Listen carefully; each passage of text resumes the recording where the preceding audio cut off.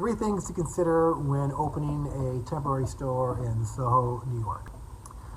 Temporary being 1 to 5 years. So the biggest pain point for most brands that open up, or I should say most international fashion brands who don't have a store here already, is understanding the expediting role, what sort of paperwork needs to get done with the Department of Buildings, what does landmarks mean, what's the process to get all the different steps to get to your certificate of occupancy so you can open your store.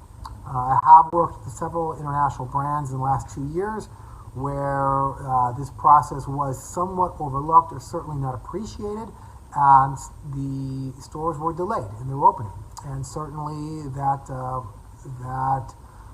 was a point of pain for those brands.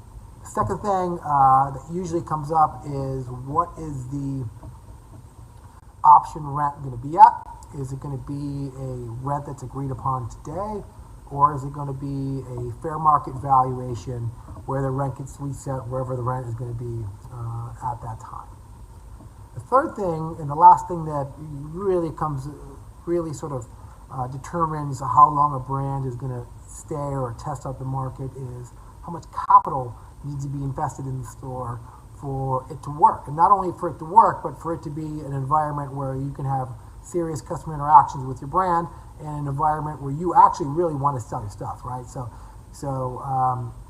if you're going to invest $500,000 for a 1-year deal, it could be kind of tough.